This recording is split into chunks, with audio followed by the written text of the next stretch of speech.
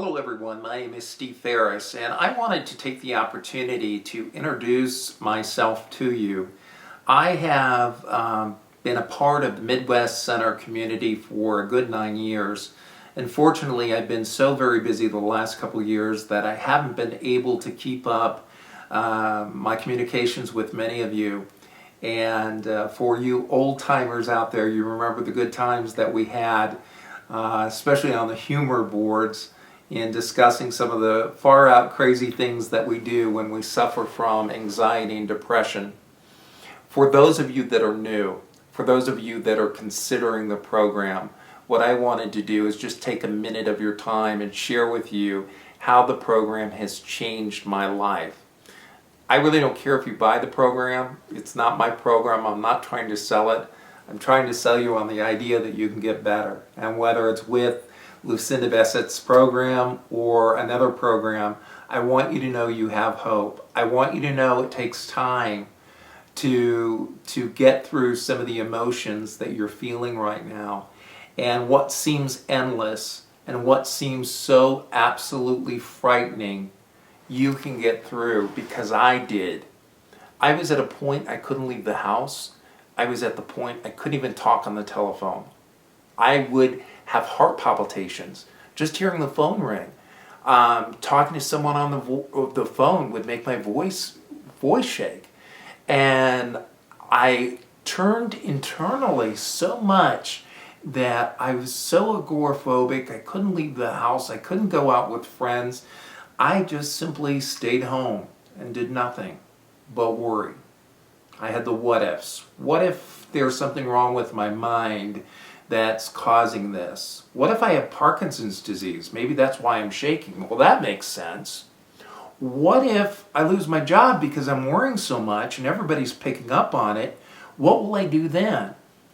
It kept perpetuating and perpetuating itself, that it got to the point that I was consumed with panic and anxiety and depression 24 hours a day. I couldn't even sleep.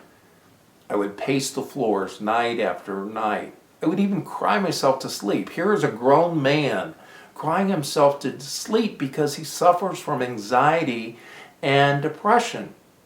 You know, a lot of us make ourselves feel guilty because we have this disorder. We have this disease. And I truly believe in my case it is a disease. I sought out psychologists. I sought out psychiatrists. And there are some really good doctors out there, so I'm not putting them down. But in my case, I would leave the psychiatrist's office with bags and bags of antidepressants and medications that made me feel strange, gave me out-of-body experiences, and the most frightening thing, made me think about suicide. And when you're suffering from anxiety and depression, that's the last thing that you need. Well, I bought the program back in, I think, 2000. And I have my workbook here. It's still neat and intact with a lot of notes inside. You know, so many people saw such dramatic changes in my life that they asked me to loan them my program, and I said, no, there's no way. And I'm glad that I kept it, because I kept notes inside. And sometimes I look back at them and I have to laugh, or I have to at least smile, because I've come so far. And there are still days that I suffer from anxiety and depression. It's a human characteristic. It's a human emotion. You can't get away from it. But what you can get away from is the fear. What you can get away from is the ability to lead a productive life. And that's all I wanted. I know what you're thinking. I can't do it. I'm not like you. Oh, yes, you are. And it takes time, it takes repetition.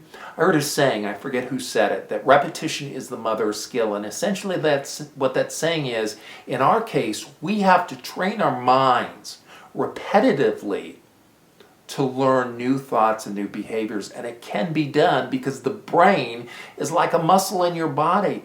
You can change the thoughts.